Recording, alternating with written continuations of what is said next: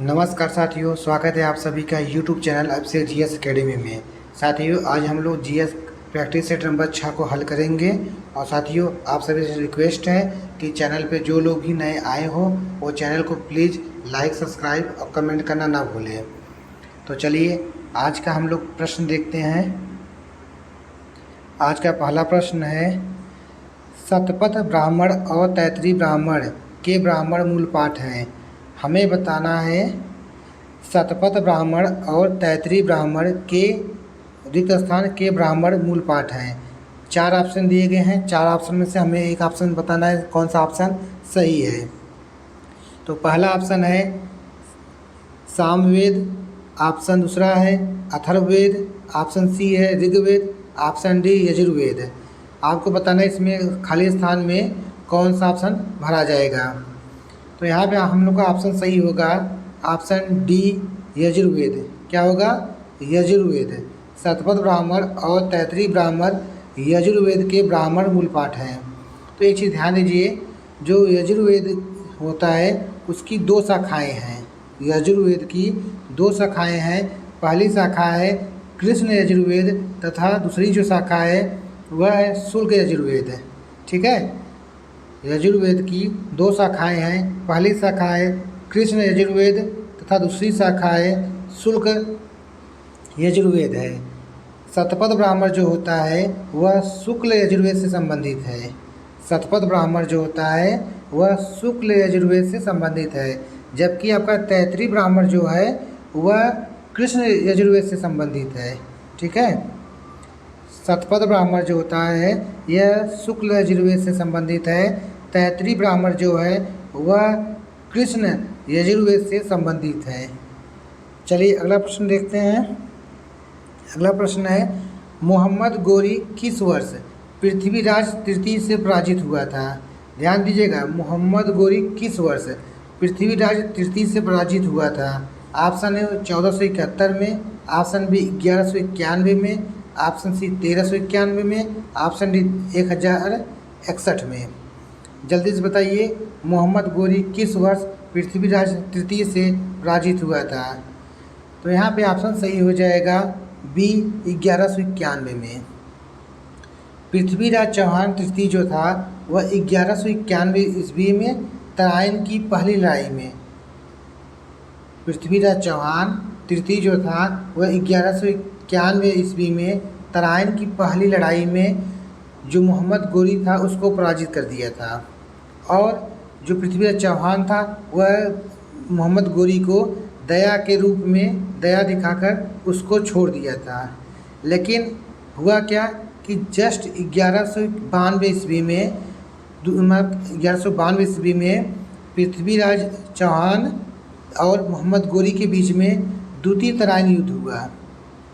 1192 ईस्वी में मोहम्मद गोरी और पृथ्वीराज तृतीय के बीच में द्वितीय तराइन युद्ध हुआ, जिसमें मोहम्मद गोरी की पराजय हुई, मोहम्मद गोरी विजय हुआ और पृथ्वीराज तृतीय की पराजय हुई। ठीक है, अब नेक्स्ट क्वेश्चन देखते हैं। अगला प्रश्न है, निम्न में से किन्होंने 1857 के विद्रोह को सिपाही विद्रोह नहीं कहा? ध्यान दीजिएगा, नहीं कहा। यहाँ पे फिर ऑप्शन में कहा है नहीं कहा। तो जब भी प्रश्न आप लोग पढ़िएगा तो बहुत ध्यान से पढ़ा करिए कि प्रश्न पूछ क्या रहा है, क्योंकि कभी कभी हम लोग जल्दी में क्या करते हैं, प्रश्न पढ़ लेते हैं, हाँ हाँ करके टिक मार के चले जाते हैं। लेकिन ध्यान से जब पढ़ेंगे ना, कहीं कहीं प्रश्नों में नहीं दिया रहता है और हम लोग क्या करते हैं, नहीं को अनदेखा कर देते हैं और आते हुए प्रश्न को हम लोग गलती कर देते हैं। तो है प्रश्न है, निम्न में से किन्होंने 1857 के विद्रोह को सिपाही विद्रोह नहीं कहा है? 4 ऑप्शन आपका दिए हैं। पहले हैं आपके जॉन लॉरेंस, दूसरे हैं कार्ल मार्क्स, तीसरे हैं आर.सी. मजूमदार, चौथे हैं सैयद अहमद खान जी हैं। तो बताइए किसने 1857 के विद्रोह को सिपाही विद्रोह नहीं कहा है? ठीक है, तो यहाँ पे ऑप्शन सही हो जाएगा बी कार्ल मार्क्स ने। किसने सिपाही विद्रोह नहीं कहा है? कार्ल मार्क्स ने कहा, नहीं कहा है। ठीक है, अगला प्रश्न हम लोग देखते हैं। डिस्कवरी ऑफ इंडिया पुस्तक के लेखक कौन है? डिस्कवरी ऑफ इंडिया पुस्तक के लेखक कौन है? तो सभी लोग जानते हैं डिस्कवरी ऑफ इंडिया जो पुस्तक के लेखक है वह है पंडित जवाहरलाल नेहरू। कौन है? पंडित जवाहरलाल नेहरू। यहाँ पे ऑप्शन बी सही है। ठीक है। अगर कोई आपसे पूछे कि महात्मा गांधी जी ने कौन सी पुस्तक लिखी है, तो महात्मा गांधी जो पुस्तक लिखे हैं वह पुस्तक का नाम है हिंद स्वराज। ठीक है। और अगर आपसे पूछे कि बाल गंगाधर तिलक जी ने कौन सी पुस्तक लिखी है, तो गीता रहस्य नामक पुस्तक लिखी है। सुभाष चंद्र बोस जी ने इंडियन स्ट्रगल नामक पुस्तक लिखी है। डिस्कवरी ऑफ इंडिया लिखे गए हैं जो पंडित जवाहरलाल नेहरू द्वारा लिखा गया है। हिंद स्वराज जो पुस्तक है वो महात्मा गांधी जी के द्वारा लिखा गया है। गीता रहस्य जो है बाल गंगाधर तिलक के द्वारा लिखा गया है। इंडियन स्ट्रगल जो है सुभाष चंद्र बोस के द्वारा लिखा गया है। तो डिस्कवरी ऑफ इंडिया जो पुस्तक है वह पंडित जवाहरलाल नेहरू के द्वारा लिखा गया है। ऑप्शन बी सही है। अगला प्रश्न है, हेमिस गुप्पा नामक मठ कहाँ स्थित है? हेमिस गुप्पा नामक मठ कहाँ स्थित है? यह थोड़ा नया प्रश्न है, इसको ध्यान से हल कीजिएगा। पूछा है हेमिस गुप्पा नामक मठ कहाँ स्थित है? Option A Gangtok, option B Thimphu, option C Bodhgaya, option D Ladakh. तो यहाँ पे ऑप्शन सही हो जाएगा। कौन सा ऑप्शन सही होगा? यहाँ पे ऑप्शन सही हो जाएगा डी लद्दाख। होमिस जो मठ है या होमिस गुम्पा जो मठ है वह जम्मू कश्मीर से 45 किलोमीटर दूर लद्दाख में स्थित है। कहाँ पे स्थित है? जम्मू कश्मीर से लगभग 45 किलोमीटर दूर लद्दाख में एक कस्बे में स्थित है। ठीक है। तो यहाँ पे ऑप्शन डी सही है। हेमिस गुम्पा नामक मठ कहाँ स्थित है? तो लद्दाख में स्थित है। अगला प्रश्न है, चमेराबाद किस नदी पर बनाया गया है? बहुत ही सिंपल सा प्रश्न है। चमेराबाद किस नदी पर बनाया गया है? Option A Sutlej, option B Ravi, option C Beas, option D Chenab. चमेराबाद किस नदी पर बनाया गया है? तो सभी लोग जानते हैं कि चमेराबाद किस नदी पर बनाया गया है। चमेराबाद जो है वह रावी नदी पर बनाया गया है। ऑप्शन बी सही है। कौन सा ऑप्शन सही है? Option B. चमेराबाद किस नदी पर बनाया गया है? रावी नदी पे बनाया गया है। चमेराबाद कहाँ पे है? चमेराबाद जो है हिमाचल प्रदेश में स्थित है। कहाँ पे है? हिमाचल प्रदेश में स्थित है। अगला प्रश्न है, मोनोजाइट किसका अयस्क है? मोनोजाइट किसका अयस्क है? Option A zirconium, option B thorium, option C titanium, option D love. Monazite जो है वह किसका अयस्क है? मोनोजाइट थोरियम का अयस्क है। किसका अयस्क है? थोरियम का अयस्क है। ऑप्शन बी सही है। कौन सा ऑप्शन सही होगा? ऑप्शन बी सही होगा। ठीक है। मोनोजाइट किसका अयस्क है? थोरियम का अयस्क है। नेक्स्ट प्रश्न है, रोहतांग दर्रा भारत के किस राज्य में स्थित है? रोहतांग दर्रा भारत के किस राज्य में स्थित है? Option A Himachal Pradesh, option B Jammu और Kashmir, option C Uttarakhand, option D Sikkim. Rohtang दर्रा भारत के किस राज्य में स्थित है? तो किस राज्य में स्थित है? हिमाचल प्रदेश में। कहाँ पे स्थित है? हिमाचल प्रदेश में। ऑप्शन ए सही है। कौन सा ऑप्शन सही है? ऑप्शन ए। अगला प्रश्न है, इनमें से कौन सा यूरोपीय देश है? इनमें से कौन सा यूरोपीय देश है? Option A Bulgaria, option B Sudan, option C Benin, option D Ghana. तो जल्दी से बताइए इनमें से कौन सा यूरोपीय देश है? कौन सा ऑप्शन सही होगा? यहाँ पे ऑप्शन सही हो जाएगा ए बुल्गारिया। बुल्गारिया क्या है? बुल्गारिया एक यूरोपीय देश है। ठीक है। बुल्गारिया एक यूरोपीय देश है और इसकी राजधानी क्या है? इसकी राजधानी है सोफिया। बुल्गारिया की राजधानी सोफिया है। जबकि आपका सूडान, बेनिन, घाना यह तीनों अफ्रीकी देश हैं। सूडान, बेनिन, घाना ये तीनों क्या हैं? ये अफ्रीकी देश हैं।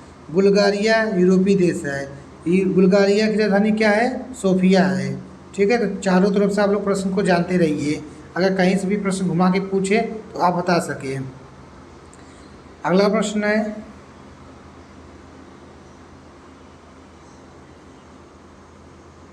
सबसे अधिक चमकीला ग्रह कौन सा है? सबसे अधिक चमकीला ग्रह कौन सा है? ऑप्शन ए शुक्र, ऑप्शन बी बुध, ऑप्शन सी बृहस्पति, ऑप्शन डी मंगल। सबसे अधिक चमकीला ग्रह कौन सा है? तो शुक्र है। कौन सा ग्रह है? शुक्र है। ऑप्शन ए सही है। कौन सा ऑप्शन सही है? Option A. शुक्र जो ग्रह है वह साँझ का तारा या भोर का तारा भी कहते हैं। शुक्र ग्रह को साँझ का तारा या भोर का तारा भी कहते हैं। शुक्र ग्रह जो है वह सबसे चमकीला ग्रह है। कौन सा ग्रह है? सर्वाधिक या सबसे अधिक चमकीला ग्रह है। और शुक्र ग्रह को पृथ्वी की बहन भी कहा जाता है। शुक्र ग्रह को पृथ्वी की बहन भी कहा जाता है। ध्यान सुनिएगा, शुक्र ग्रह के बारे में फिर से बता दे रहे हैं। शुक्र ग्रह को साँझ का तारा या भोर का तारा भी कहते हैं। शुक्र ग्रह सर्वाधिक चमकीला ग्रह होता है, ठीक है। और जो शुक्र ग्रह है, शुक्र ग्रह को पृथ्वी की बहन भी कहा जाता है। तो यहाँ पे सबसे अधिक चमकीला ग्रह कौन सा है? शुक्र। ऑप्शन ए सही है। अगला प्रश्न है, भारत के संविधान के अनुसार राष्ट्रपति के पास अध्यादेश जारी करने की शक्ति है।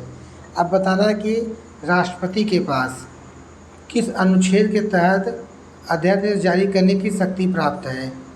अनुच्छेद 123, अनुच्छेद 121, अनुच्छेद 125, अनुच्छेद 127। अब बताइए कि कौन से अनुच्छेद के अंतर्गत राष्ट्रपति के पास अध्यादेश जारी करने की शक्ति है? राष्ट्रपति के विधायी शक्तियों में उसके अध्यादेश जारी करने की शक्ति एक महत्वपूर्ण विधायी शक्ति है। राष्ट्रपति के पास जो विधायी शक्तियाँ हैं उन शक्तियों में राष्ट्रपति के पास एक अध्यादेश जारी करने की शक्ति प्राप्त है। अध्यादेश जारी करने की शक्ति राष्ट्रपति अनुच्छेद 123 में उपबंधित किया गया है। उपबंधित क्या किया गया है? अनुच्छेद 123 में यह कहा गया है कि जब राष्ट्रपति को, ठीक है, यह आभास हो जाए या यह पता चल जाए या प्रतीत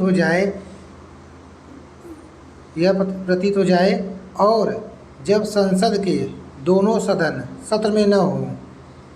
अनुच्छेद 123 के तहत जब संसद के दोनों सदन सत्र में न हो और राष्ट्रपति को इस बात का समाधान हो जाए कि वर्तमान में ऐसी परिस्थितियाँ विद्यमान हैं जिनमें तुरंत कार्रवाई करना आवश्यक हो गया है, तो ऐसे में राष्ट्रपति अध्यादेश जारी कर सकता है। तो आप कह सकते हैं अनुच्छेद 123 के तहत राष्ट्रपति अध्यादेश जारी कर सकता है, ठीक है। अनुच्छेद 123 ऑप्शन ए सही है। अगला प्रश्न है, केंद्रीय सतर्कता आयुक्त अपने पद पर बना रह सकता है। केंद्रीय सतर्कता आयुक्त अपने पद पर बना रह सकता है 5 वर्ष या 62 वर्ष की आयु में, 5 वर्ष या 65 वर्ष की आयु में, 4 वर्ष या 62 वर्ष की आयु में, 4 वर्ष या 65 वर्ष की आयु में। तो केंद्रीय सतर्कता आयुक्त अपने पद पर बना रह सकता है 4 वर्ष या 65 वर्ष की आयु में। ऑप्शन डी सही है। केंद्रीय सतर्कता आयुक्त अपने पद पर 4 वर्ष या 65 वर्ष की आयु तक बना रह सकता है। ऑप्शन डी सही है। अगला प्रश्न है, भारत में पंचायती राज स्थापित करने वाले प्रथम 2 राज्य कौन से थे? भारत में पंचायती राज स्थापित करने वाले प्रथम 2 राज्य कौन से थे? ऑप्शन ए राजस्थान और महाराष्ट्र, ऑप्शन बी राजस्थान और पश्चिम बंगाल, ऑप्शन सी राजस्थान और आंध्र प्रदेश, ऑप्शन डी राजस्थान और पंजाब। तो जल्दी से बताइए, भारत में पंचायती राज स्थापित करने वाले प्रथम 2 राज्य कौन से थे? तो पंचायती राज स्थापित करने वाले प्रथम 2 राज्य थे, पहला राजस्थान था और दूसरा आंध्र प्रदेश था। तो यहाँ पे ऑप्शन सही होगा सी। पंचायती राज स्थापित करने वाले पहले 2 राज्य थे, पहला राज्य राजस्थान, दूसरा आंध्र प्रदेश था। पंचायती राज जो था वह राजस्थान में 2 अक्टूबर 1959 को राजस्थान के नागौर जिले में पंचायती राज लागू किया गया। ऑप्शन सी सही है। अगला प्रश्न देखते हैं, अगला प्रश्न है, पूर्ति अपनी मांग का सृजन स्वयं करती है। पूर्ति अपनी मांग का सृजन स्वयं करती है, यह किसका कथन है? किसका कथन है? मार्शल, रॉबर्टसन, जेबी से। यह किसका कथन है? पूर्ति अपनी मांग का सृजन स्वयं करती है, यह जेबी से का कथन है। ऑप्शन डी सही है। जेबी से कहते हैं पूर्ति अपनी मांग का सृजन स्वयं करती है। ऑप्शन डी सही है। अगला प्रश्न है, पास्कल इकाई है आर्द्रता की, दाब की, वर्षा की, तापमान की। पास्कल इकाई है आर्द्रता की, दाब की, वर्षा की, तापमान की। तो पास्कल जो इकाई है वह है दाब की। किसकी है? दाब की। यहाँ ऑप्शन बी सही है। अगला प्रश्न है, प्रकाश वोल्टी सेल होता है। प्रकाश वोल्टी सेल होता है सौर cell, thermal cell, sulphur cell, molar cell. प्रकाश वोल्टी जो सेल होता है वह होता है सौर सेल होता है। क्या होता है? सौर सेल होता है। ऑप्शन ए सही है। अगला प्रश्न देखते हैं, कार्बन का वह अपरूप जो विद्युत व ऊष्मा का सुचालक है तथा उत्तम ल्यूब्रिकेंट है। कार्बन का वह अपरूप जो विद्युत व ऊष्मा का सुचालक है तथा उत्तम ल्यूब्रिकेंट है। चारकोल, ग्रेफाइट, हीरा, लैंप ब्लैक। तो कौन सा ऑप्शन सही होगा? यहाँ पे आपका ऑप्शन सही हो जाएगा बी, ग्रेफाइट का। कार्बन जो होता है उसके दो प्रमुख अपरूप होते हैं। पहला आपका है हीरा, दूसरा है ग्रेफाइट। ग्रेफाइट में क्या होता है? ग्रेफाइट में मुक्त इलेक्ट्रॉन पाए जाते हैं। ग्रेफाइट में मुक्त इलेक्ट्रॉन पाए जाते हैं। इसी कारण ग्रेफाइट ऊष्मा तथा विद्युत का सुचालक होता है। आप कह सकते हैं जो ग्रेफाइट है वह ऊष्मा तथा विद्युत का सुचालक होता है। और ग्रेफाइट का जो उपयोग होता है वह शुष्क सेलों में और विद्युत अपघटन क्रियाओं आदि में किया जाता है। यहाँ पे ऑप्शन बी सही है। अगला प्रश्न है, यदि माता पिता में रक्त समूह ए हो तो बच्चों में संभावित रक्त समूह क्या होगा?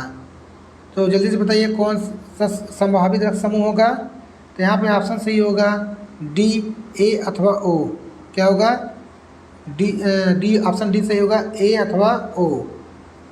अगला प्रश्न देखते हैं,